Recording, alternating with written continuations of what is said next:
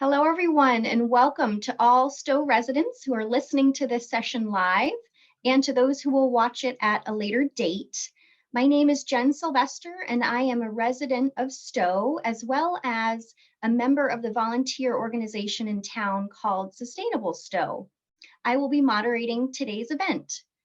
Today's session is going to be recorded, and it will be available on Stow TV. The goal of the session today is to educate listeners regarding the specialized energy code that will be voted on during town meeting on Saturday, May 13th, under warrant article number 61. So just some housekeeping for today's session. We are going to have a formal presentation from two different entities tonight, using some slides to share some data and information with you. Their presentations should take about 30 minutes or so. We encourage all listeners to input your questions into the chat feature of this Zoom meeting during the speaker presentations. We won't have an opportunity for you to speak during their presentations, but at the end, we're going to go through the questions in the chat and answer them for you, and then give an opportunity for folks to come off mute and ask any questions as well. So please remain on mute during the duration of the session until the Q&A portions start. So for tonight's presentation, we are joined by representatives from the Department of Energy Resources, as well as a representative from the Town of Stow's Green Advisory Committee. Our first presentation will be on behalf of the Department of Energy Resources, and I'm delighted to introduce to you Kelly Brown, who is the Regional Coordinator for the Green Communities Division within the Department of Energy Resources. Kelly, we look forward to your presentation. I will turn it over to you now. Great, thanks, Jen. I'm happy to be here tonight to talk about the new specialized energy code that's available to communities to adopt at town meeting. I just want to say my name is Kelly Brown. It's not my first time talking to residents of Stow. I will say it's probably my first time through Zoom, but I've been working with Arnie in the Stow Sustainability Committee for a long time when Stow took the process of becoming a green community. So my role is the Central Mass Regional Coordinator with the Green Communities Division, which is a division of the Department of Energy Resources. I know, it's a mouthful. And I'm joined here tonight, who will be giving the presentation, by Nate Connors, who's actually with ICF. ICF has been working with the Green Communities Division since the beginning of rolling out the Green Communities program back in 2010, and has been working with us to provide presentations on the building code and building changes when the stretch code was rolled out way back in 2010. And now I'm happy to have Nate here tonight with me to talk about the specialized energy code. With that, just to give a little bit about Nate, Nate has been working with the Mass Save program since 2008. He joined ICF about 5 years ago, and his role, in addition to providing presentations similar to what he'll be doing tonight, is his day-to-day role is working on the new construction program for the Mass Save program. And with that, I will hand it over to Nate. Thanks, Kelly. Thanks, Kelly. Also, in addition to that, I'm a licensed HERS rater, and I've been that for about 5 years as well. So I'm a man of many features there. So let me just get the presentation up and running here and share my screen. So 1 second here, all. Where are we here? Sorry about this, everyone. Hold on. I'll share my screen. There we go. Okay. So can everyone see my screen here? Yes. Excellent. All right. So here to talk about the. Oh, did I just lose it? I did just lose it. Yes, we lost. Yep. What's going on there? All right, let's try that again, shall we? Okay. So in addition to, we're going to start here with the first slide here, which is the, come on, why isn't it working? There we go. All right. So all this is based off of the climate bill that was signed into action in March of 2021 by Governor Baker. It updates the greenhouse emissions limits that were related to the 2008 Global Warming Solutions Act. And what it does is it commits Massachusetts to net zero emissions by 2050. It authorizes the Secretary of Energy and Environmental Affairs to establish emissions limits no less than 50% of the 1990 levels of greenhouse gas, and also by 2030, and no less than 75% by 2040. So we're really pushing hard here on this to try and get us to net zero by in the next 30 years or 25 years. So within the building sector in Massachusetts, new construction adds around 1% of the total building space each year. So you can see that on the chart. And what that means is that by 2050, we're looking at about 27% of the expected building space in Massachusetts has yet to be built yet. How we're going to design and construct these buildings with respect to fossil fuels and other greenhouse gases and emissions will have a large impact on achieving our goals for 2050. Since we're designing these buildings from the ground up, it's far easier and cheaper to build homes to net zero with net zero emissions than it is to work on renovating existing homes. I mean, we can imagine trying to take Paul Revere's home and try and make that into a new construction efficiency-wise home. It would be very difficult to do. So we're mostly focusing here tonight on the new construction under specialized codes. And we'll go on to the next slide here with the policy goals in place here. We're looking at low cost greenhouse gas emission reductions. We're going to start with that with energy efficiency. That's where it all comes down to. We're going to apply all cost measures that are required under the Green Communities Act for stretch code into the new code. And we're going to we're incentivizing the movement towards the electrification of the remaining heat loads. We're trying to mitigate peak electric loads to minimize the grid infrastructure costs as well here. As far as for future, we're really looking at electrification. We want all things to be EV ready, solar ready across all energy codes at minimum, and all electric pre-wiring for specialized code. So it's easier said than done, but with incentives from from the feds, for example. There are federal incentives for electric homes and for new construction homes that meet the specialized code. So we're moving towards heat pumps, which are easier to install. They cover both central air conditioning and heating, and they have significantly less cooling loads and heating loads on the homes. Heat pump technology can really bring less expensive heating and cooling because of the level of efficiencies that the homes will be built to under the specialized code. The systems can be smaller, and also the ducting can be shorter and more centralized. By moving towards this electrification, we're really eliminating a lot of sources of fires within the houses, as we've seen in the news lately, unfortunately. But we're also reducing the amount of combustion gases that we're sending up into the atmosphere, which is the end game here. The federal government can help reduce the costs of building to specialized code even further under the Inflation Reduction Act. You can see there it's up to $5,000 under the 45L tax credit for a home, or $6 per square foot for commercial, municipal, and multifamily projects. So there are definitely incentives that are available to help people go to this level. And even as such, it's not too much for new construction. It's not, with the equipment and everything, it's not going to be too much of a movement as far as driving up prices of homes. As you can see here by the next map here, this is a map of all the towns and communities in Massachusetts. The white towns are the base energy codes, and many of these towns are either very small towns where there's not much building going on in them, or vacation towns where they're not occupied all the time, that kind of thing. The light blue towns are the towns like Stow is right now, like my town is, where we have the new stretch code that started in January 1st.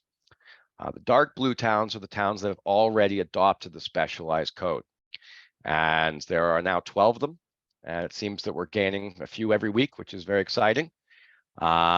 And yeah, we're maybe Stow will be one of the next ones up.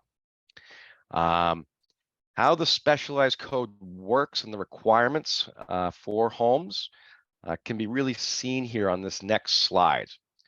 So the specialized code is rather simple as far as breaking it. It's not simple, but it's rather simple breaking it down right here in this slide.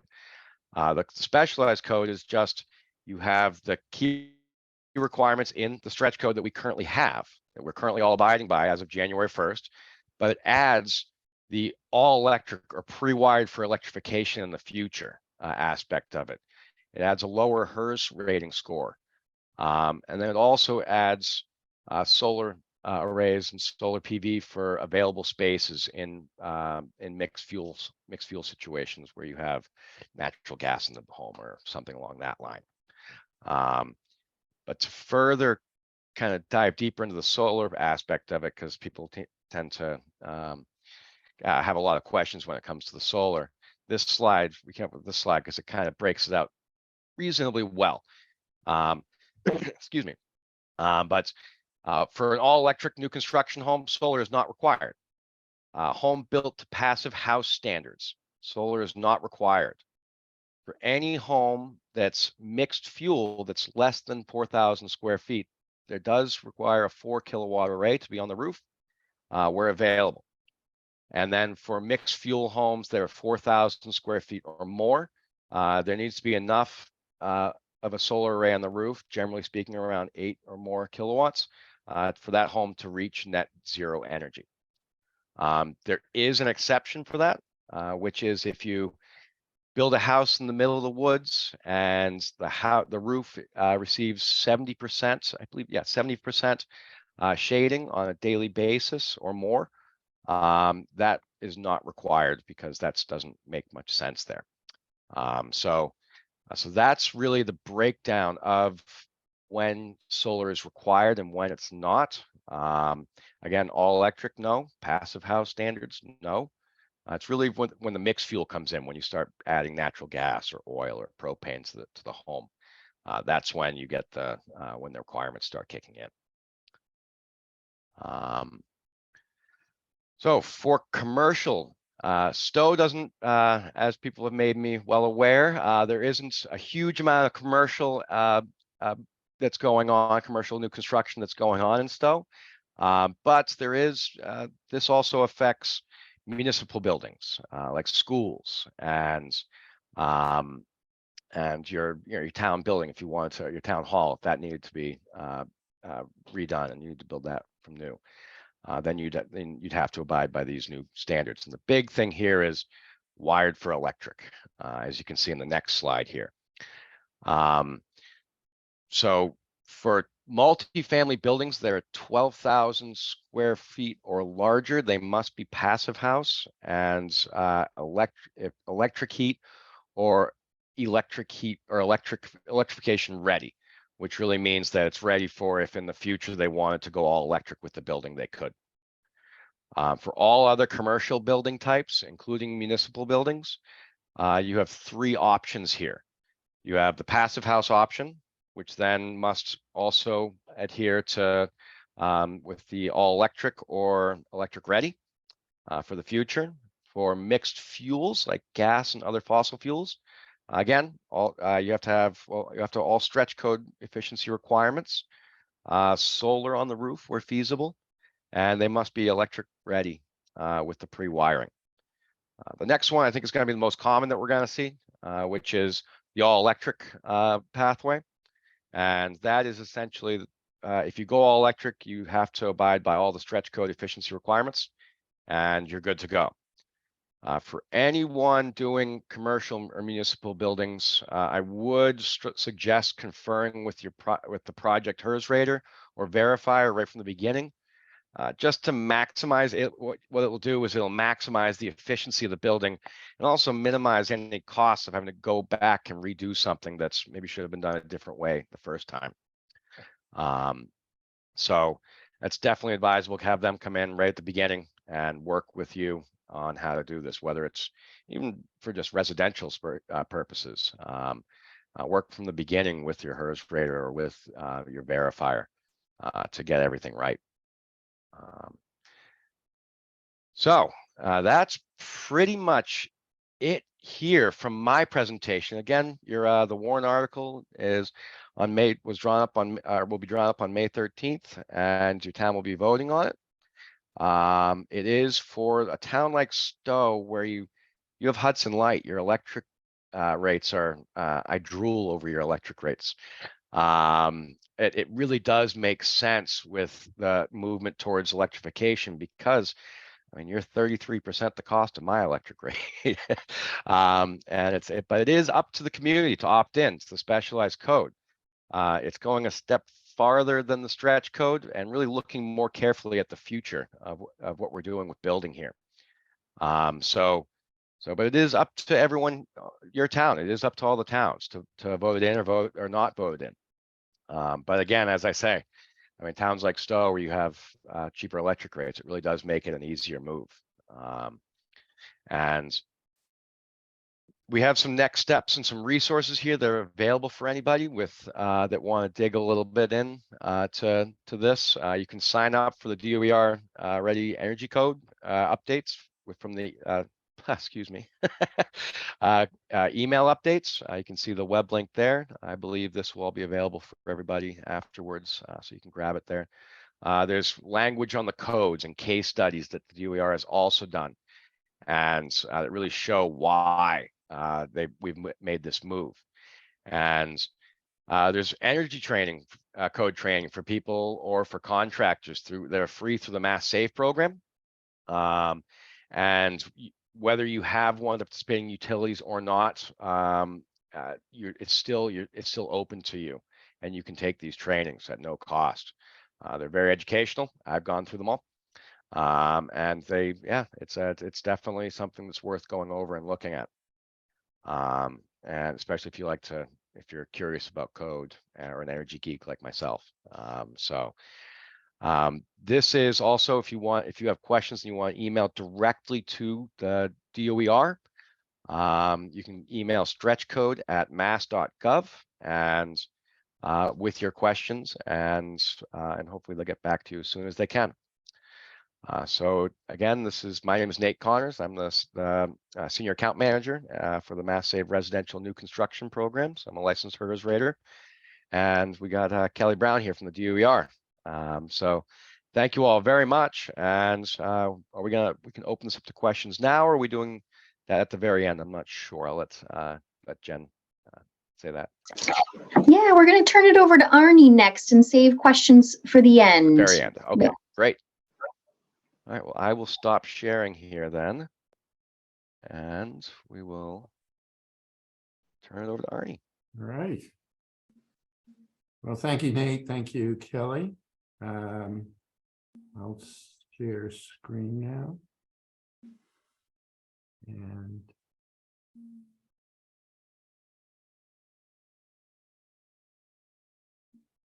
I hope you all can see this. So just to introduce myself, I'm Arnie Epstein, Stow resident, long time, and I'm the chair of the Stow Green Advisory Committee. And as Jen and Nate and Kelly have mentioned, we're here tonight to talk about the Specialized Energy Code, and particularly because we're hoping to have be one of the first, certainly not the first community in the state to adopt this new code. So the Green Advisory Committee is the committee in Stow that is sponsoring this article on the warrant. That, as Nate mentioned, it's article number 61. We believe it's important for the town of Stow to adopt this specialized energy code for the reasons that Nate mentioned, and then I'll go into a little bit more detail. So we are wanting to very much encourage energy efficient all electric new construction. It will result in lower construction costs by and large, or comparable in some cases, and lower operating costs. And we'll talk about that a little bit more later. Nate already referenced that with our low electric rates. An important point to note about this specialized energy code, it has no impact on existing homes and buildings, additions or renovations. And as Nate also mentioned, the state has set some aggressive targets for reduction of greenhouse gas emissions. The Green Advisory Committee was chartered by the Stow Select Board to help the town align itself with those emissions reduction targets, and adopting the specialized energy code is an important component of that. And this slide is showing you why that's the case. We did a so-called greenhouse gas inventory for the town of Stow, and what that does is count for all greenhouse gas emissions as well as they can be accounted for. And what we found was that buildings of all types, residential buildings primarily, but also commercial and municipal buildings, account for essentially half of the greenhouse gas emissions in town. And of that half, fully 90% is from fossil fuels, combustion of fossil fuels in the building. That's, primarily fuel oil or gas. You can see the pie chart on the right. Fuel oil accounts for nearly 2/3 of building emissions, natural gas about 1/3, and then electricity about the remaining 10%. So with our existing buildings in Stow, we already have a significant challenge in meeting those emissions targets and aligning the town of Stow with the state's targets.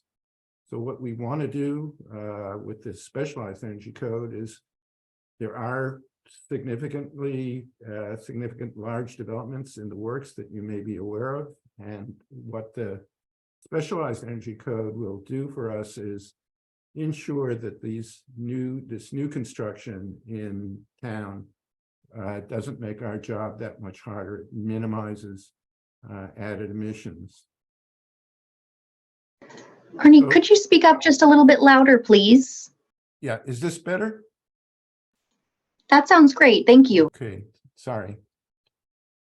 So I think this is a slide that Nate has already covered. The emissions reduction targets. One aspect of the comprehensive climate legislation that Governor Baker signed into law in 2021 was the requirement for the state to adopt what was called a municipal opt-in energy code that would make new construction compatible with the statewide emissions targets. And so that is what led to the creation and now adoption of this specialized energy code. The next couple of slides, I'm going to do a little bit of background on where Stow is in terms of our current building energy codes and where we're going in the future. There has been some confusion that I'm aware of about the difference between what's already been referred to as the stretch energy code and this specialized energy code. So I hope to clarify that in the next couple of slides. Stow became a stretch energy code town back in 2015 when we adopted the stretch energy code at town meeting. That was at the same time that we were designated a green community. And basically the stretch energy code requires more energy efficient new construction than what's called the base energy code. And today, as Nate showed in that map of the communities in Stow, almost all of the state is stretch energy code community. Over 90% of the population of the state lives in stretch energy code towns.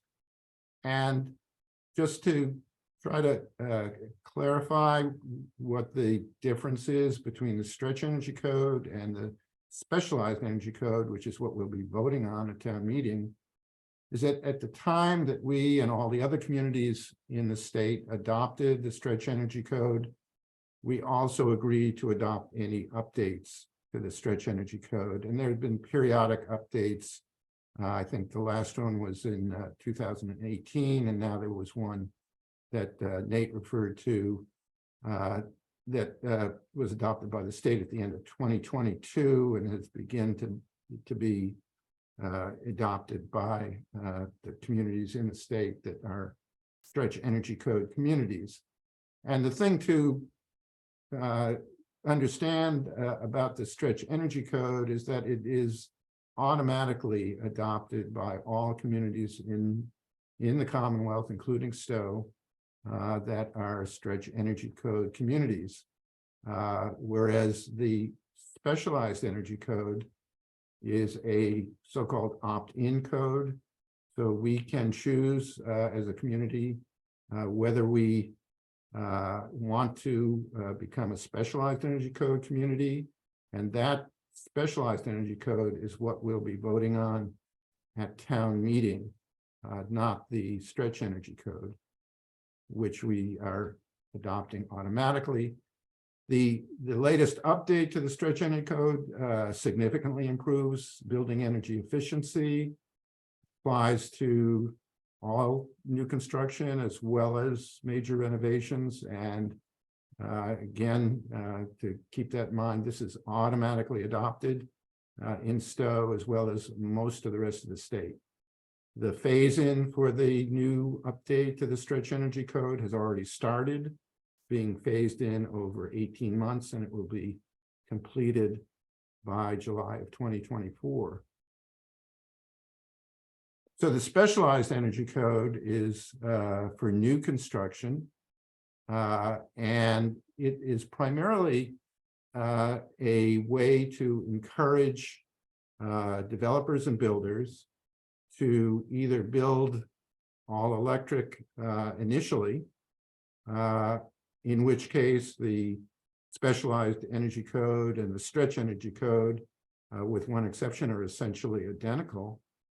Or if they choose to use fossil fuels, and they can choose to use fossil fuels, there are added requirements that Nate has already referenced, that the building must be pre-wired with the intent of ultimately converting that building to all electric. It probably goes without saying that by pre-wiring the building for that retrofit down the road, it's a much less expensive proposition than not. We've already talked about the rooftop solar when not shaded. And I think Nate also touched on the requirement for larger new homes over 4,000 square feet, that they must be zero energy, meaning that the overall meaning that the amount of energy produced by the rooftop solar on that home must be on an annual basis equivalent to the energy consumed. There is also the requirement for large multifamily homes, those over 12,000 square feet, to be built to passive house standards. I know there's a question already in the chat about what that means, so we'll answer that at the end of the presentation. When the town does adopt the specialized energy code, as I hope it does, at town meeting in May, it will become effective in January of next year. So this is an attempt to sort of summarize everything I just said. The pyramid is showing at its base the base energy code and the updates to it. The middle of the pyramid is the stretch energy code and the updates to that. And the pinnacle of the pyramid is the specialized energy code. And each code, as you can see with the text in the base, in the middle, and the pinnacle, basically builds on the previous code. And in terms of adoption, as we've mentioned, the base energy code is automatically adopted for all communities in the state. The stretch energy code and the update that got released by the state is also automatically adopted for all stretch energy code towns, including Stow. And what we'll be voting on at town meeting is the top of the pyramid, the specialized energy code, and we've had a brief discussion about what that is and what its difference is between the update to the stretch energy code and the base energy code. So here I'm just showing pretty much, I think, identical map to the one that Nate had. You can see that the communities in yellow are those that are still on the base energy code. The light blue, including Stow, if you can pick that out, are on the stretch energy code. So those are already automatically adopting the update to the stretch energy code. And the darker blue are those towns that have already adopted the specialized energy code. And keep in mind that the specialized energy code was only available for adoption in January of this year. So I believe it was just this past weekend where the towns of,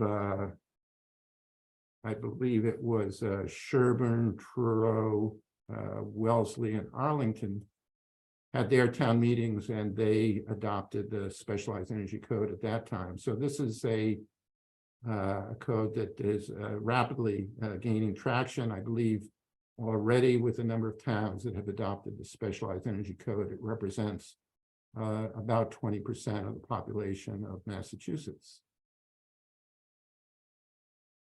So we talk a little bit here about the cost of construction when building all electric as compared to using fossil fuels. And as Nate mentioned, when you build all electric, you're usually finding the builder or developer finds that the construction costs are comparable or lower than those using fossil fuels. One reason for that is that a heat pump, as you may know, is both very efficient for building heating, but it's also an extremely efficient air conditioner. So rather than having two systems, a central AC and a furnace or boiler, you have a heat pump which supports both functions. You don't have the added requirements for rooftop solar and pre-wiring if you build all electric to begin with. Nate mentioned some of the financial incentives at the federal level for building all electric. There are also incentives at the town level. Our Hudson Light and Power, which serves the towns of Hudson and Stow, adopted a financial incentive that will go to builders and developers for each all-electric home that they build. And there's a little reference at the bottom of this, so I'll make these slides available, to an analysis that was done by the state showing for different building types what the estimated cost would be for an all-electric construction versus what's called mixed fuel, meaning that it uses both electricity and gas, fuel oil, or propane. Another thing that Nate referenced was that we're in an extremely good position to adopt the specialized energy code. We have one of the lowest electric rates, if not the lowest electric rate in the state. And we also are fortunate that Hudson Light and Power provides electricity with some of the lowest greenhouse gas emissions of any utility in the state. So what does that result in? It means that we have lower heating bills when using electric heat pumps. We have lower greenhouse gas emissions, which is important for the town of Stow to align itself with the statewide targets for greenhouse gas emissions. And the buildings that will be built all electric are healthy interior and comfortable building environment. And this is a kind of busy slide, but it's an attempt to just demonstrate graphically what that difference in cost and greenhouse gas emissions are between an all-electric home using a heat pump versus the fossil fuels, fuel oil, propane, or natural gas. The left-hand illustration in the green is a representation of the relative cost of heating with an air source heat pump as compared to the lines in blue, which represent fuel oil, propane, or natural gas. As I'm sure you're all aware, the cost of those fuels has been extremely volatile over the last year or so. These numbers come from a fairly reasonably recent time, but they're probably out of date already, but still relatively correct. You can see on the left-hand slide that the cost of heating with an air source heat pump is approximately a third that of using either fuel oil or propane, and approximately 50% less than using natural gas. So here's a real benefit that we have in Stow for having our extremely low and affordable electric rates. The illustration on the right shows the relative greenhouse gas emissions for heating with those different fuels. And here, the change or the difference between an electric air source heat pump and the fossil fuels is even more dramatic. It ranges between a factor of 10 and almost 20 lower greenhouse gas emissions when using an air source heat pump than when using fossil fuels. So thank you for attending this presentation, and we're asking for your support at town meeting for the adoption of the specialized energy code. So with that, I'll stop sharing and turn it back over to Jen. Thank you so much, Arnie. We're now going to get into some questions and answers. If anyone has any questions, feel free to type it into the chat, or after we go through the ones in the chat, I'll give you an opportunity to come off mute and ask one of the presenters. So there are 2 questions in the chat so far, and both of them I'd like to have Nate answer. So the first one for you, Nate, is can you please describe what a HERS rating is?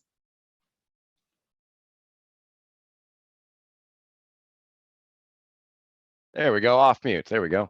I get that one all the time. And basically, it's an energy code compliance number. And it's based off of the IECC 2006 code standards. And the 2006 standards represent a 100. And what I always tell people is the HERS rating is like playing golf. The lower the number, the better.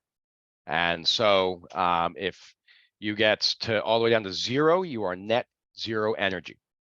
But at 100, you're at meeting the codes that were in place in 2006. So again, it's an energy code compliance aspect of new construction, especially.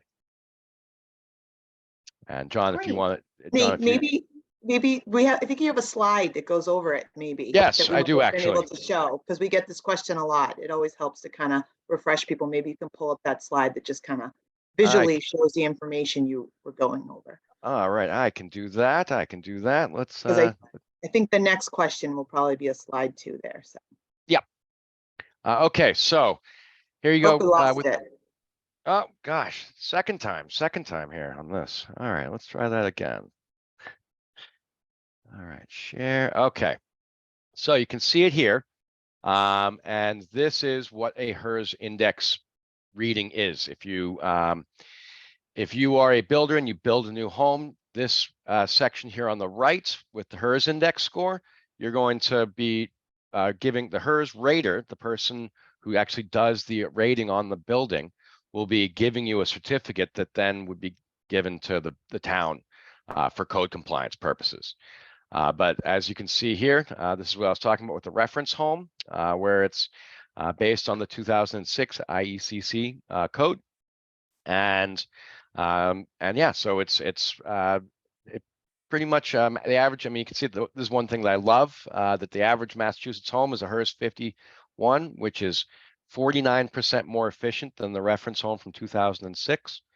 I work in many different states with building code and programs and things like that, and it's amazing how much more efficient Massachusetts is and how refreshing it is. I mean, there's some states, believe it or not, that don't have building code.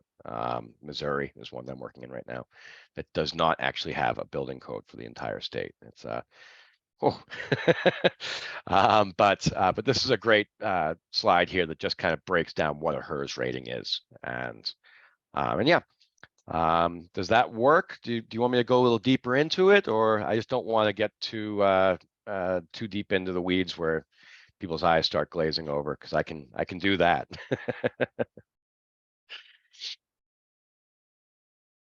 All right, so I'll stop sharing that one then.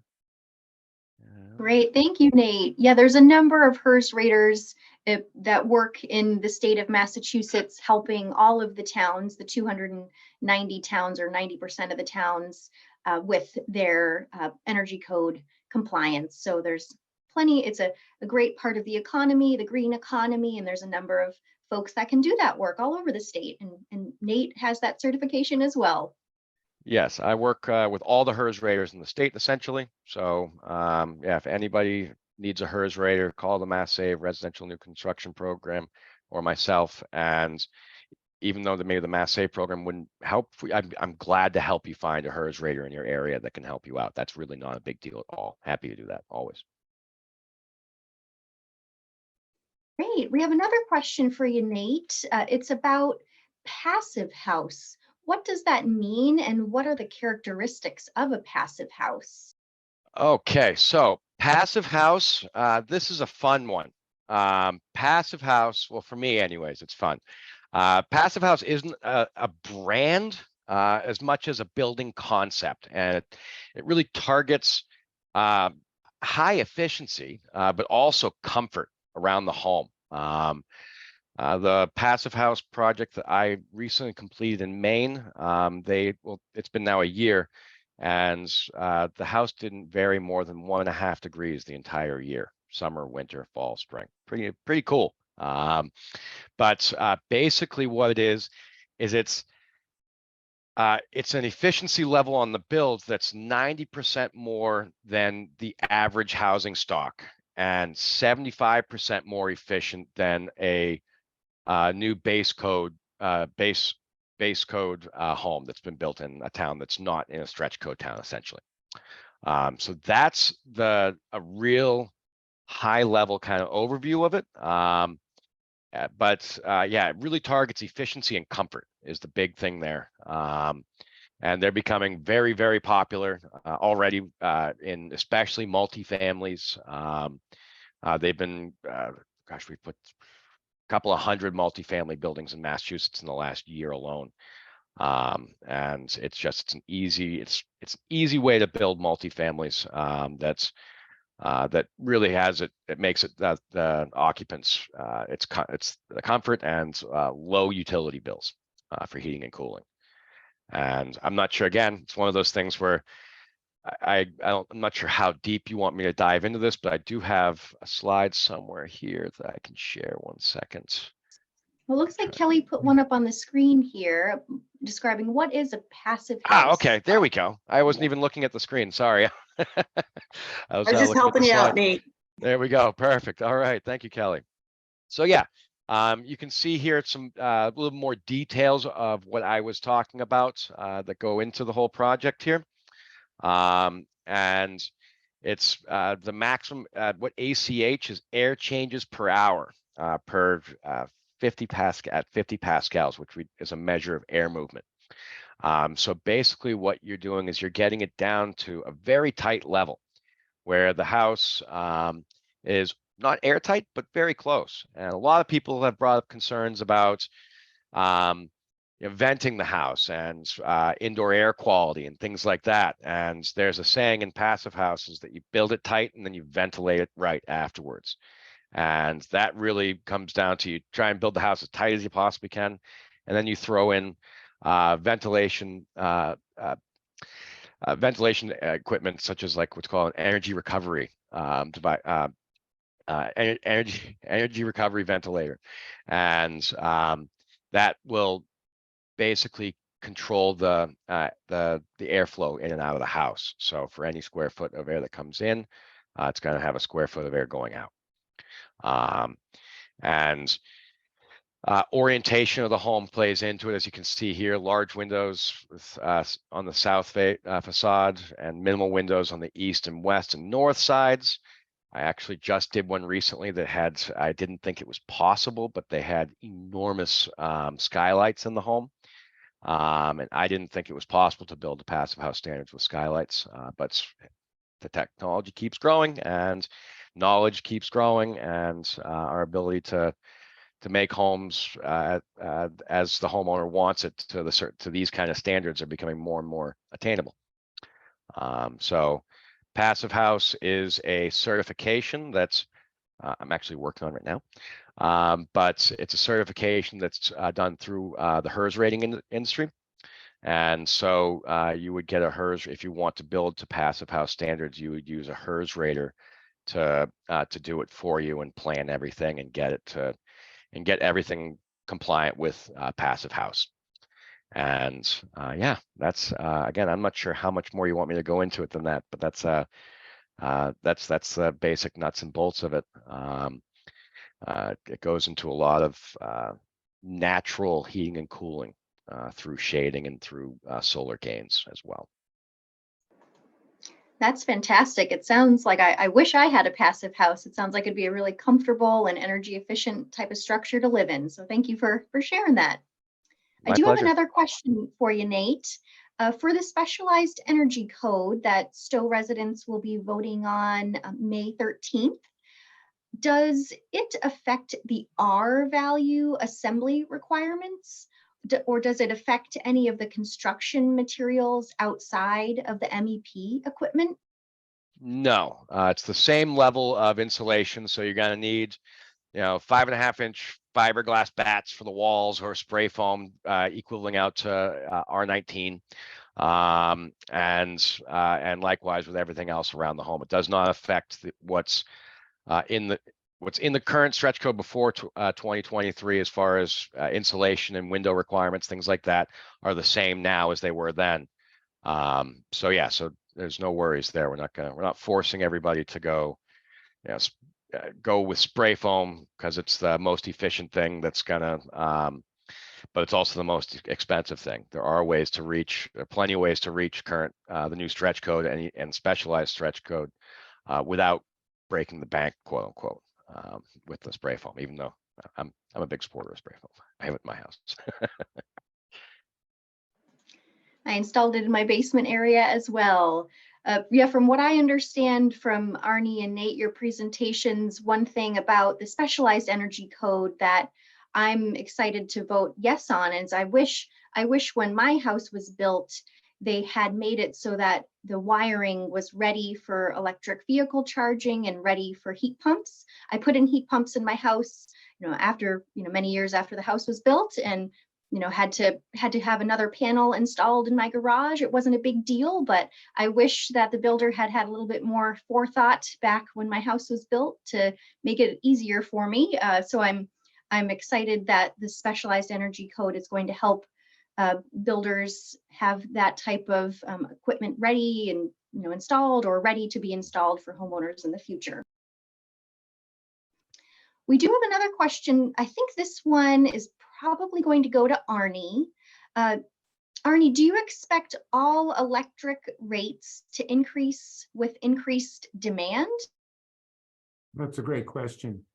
So as you've correctly surmised, as we begin to electrify homes and start to adopt electric vehicles, our total electric demand as a town will increase.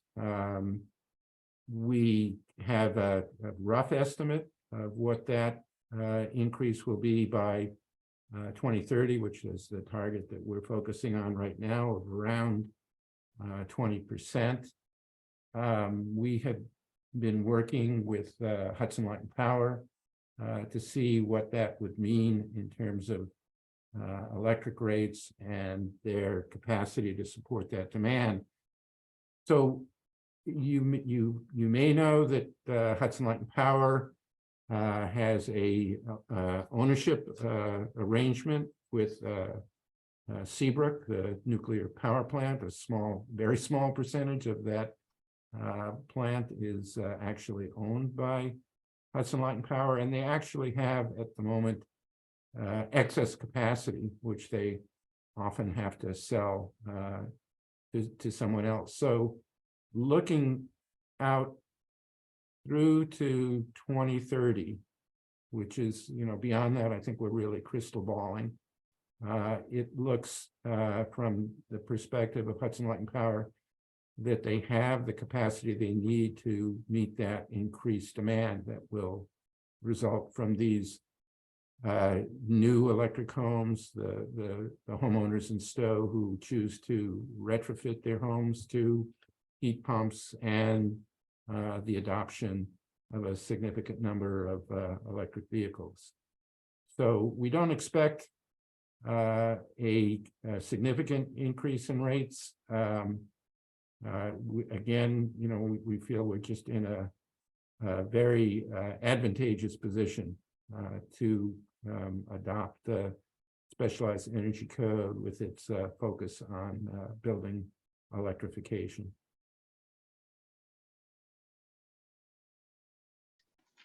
Thank you, Arnie. Do you know what the approximate renewable energy generation percentage is? There's a comment in the chat here that if it isn't increasingly renewable, then there will be increased emissions from the generation. So the mix of power from Hudson Light and Power, the largest component is nuclear from Seabrook, which is so-called non-emitting, so it has no greenhouse gas associated with it. The other two primary components are hydro, some of that from New York, a little bit of it from Quebec. But we also have a significant amount of utility and so-called behind-the-meter solar.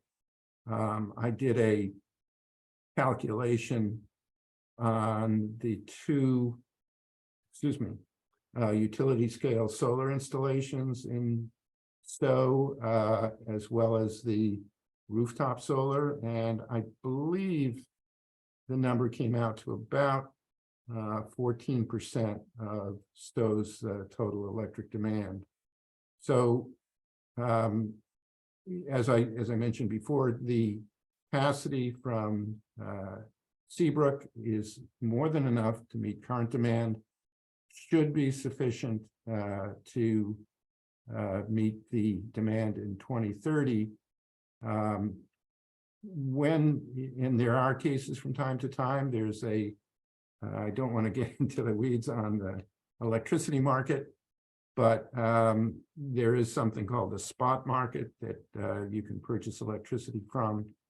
And as you're probably aware, that spot market electricity has become over time, and it's one of the goals of the state of Massachusetts, cleaner and cleaner through higher and higher penetration of renewables. So all in all, the electricity that we currently get from Hudson Light and Power is extremely low in greenhouse gas emissions, and we expect that to still be the case, projecting out through at least the next 8 years. And Hudson Light and Power is, still, planning beyond that, but I wouldn't want to make any statements beyond 2030 at this point.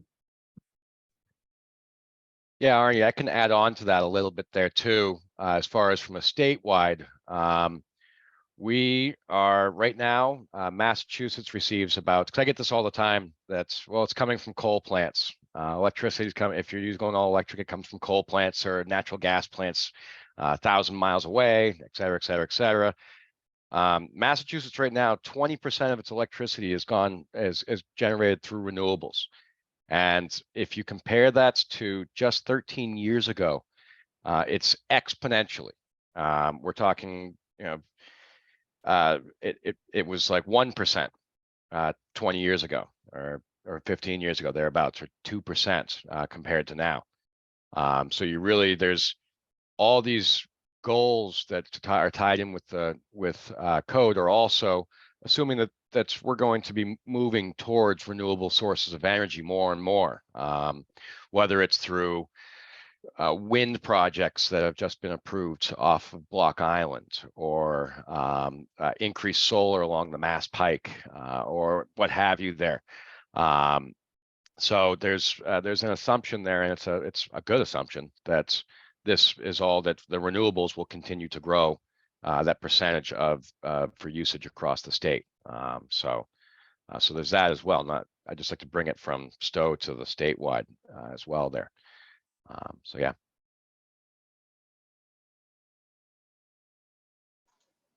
Thank you so much, both Nate and Arnie. Great answers.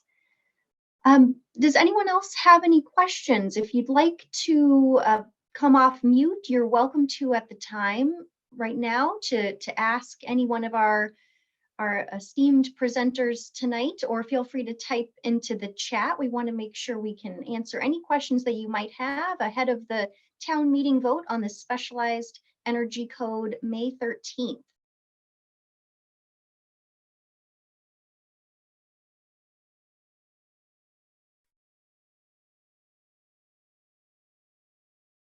Ken, you're on mute. You're on mute. Whoopsies. Sorry about that. I don't see anybody coming off mute, but I did have a question that I wanted to ask you, Arnie. So with the Specialized Energy Code and having homes be all electric in the future, that seems to be the trend here. Are there any developments near to Stow that have already been built as all electric heating and cooling facilities? Oh, thank you, Jan, for that question. Yeah, in fact, there are a couple that I'm aware of. There's a housing development in Devens, right next to Harvard, called Emerson Green, that is all electric housing development. Actually, the group that Jen, you're affiliated with, Sustainable Stow, did a presentation on the Emerson Green development. I think it was about 6 months ago. There's also a development in Concord called Riverwalk, which is also all electric. So right in the vicinity of Stow, we're seeing a very significant uptake in builders and developers moving in that direction. Great, that's exciting. Another question I have for you, Arnie, I don't see anyone else typed one in the chat, but one that I have for you is, with the energy code, when new construction is built in town, it does require that Stow's building commissioner be involved in the process. Have you talked to Stow's building commissioner about the specialized energy code? Thanks, Jen, for that question. Yeah, that's a good question. So yes, the building commissioner will be, obviously, he'll be key to enforcing the specialized energy code. I have had discussions with our building commissioner, Frank Ramsbottom. He is very familiar with the specialized energy code. He sees no issue with the town adopting the specialized energy code or his ability to enforce it once it's adopted. So I think we're in good shape from that perspective. Excellent. I'm glad to hear. Thank you for having that conversation with him.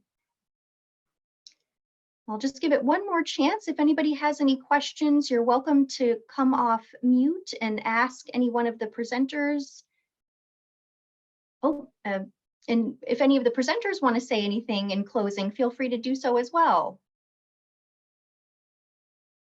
I do have one thing. It's for everyone, non-new construction, for existing homes, for everybody here. If you do any upgrades to your house this year, I'm not federal. I don't know the ins and outs of the Inflation Reduction Act as far as what is incentivized and what is not.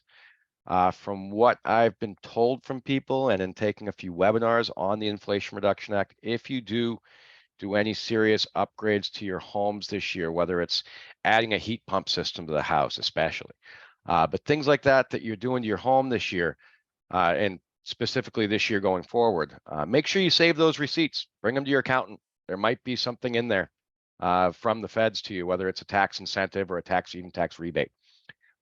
So just make sure you save anything that you're doing to your homes and bring them in starting this year, because there's a lot of stuff in the Inflation Reduction Act that I'm not. That's for your accountant to keep track of, not for me. So just keep track of that. That's great, Nate. Very, very good point to bring up, since many of us on the call probably, we already live in Stow and have an existing home. So that's great to know. I'll share from a personal standpoint. I put in heat pumps in my home. I took advantage of Hudson Light and Power's incentive that they have. I think I put some information in the chat in case anyone wanted to take a look about the rebates that they have for heat pumps, heat pump water heaters, solar arrays for people who are going to put them on their existing homes. So feel free to check out Hudson Light and Power's website as well. Well, I just want to say thank you to Kelly and Nate for coming and presenting tonight. Thank you, Jen, and thanks to the folks who have been at this presentation. I hope it's been informative, and I hope we've given you enough information to be able to go to town meeting and vote to support the adoption of the specialized energy code on May 13th. So thank you all very much. Thanks, everyone. Have a great evening. Thanks, everyone.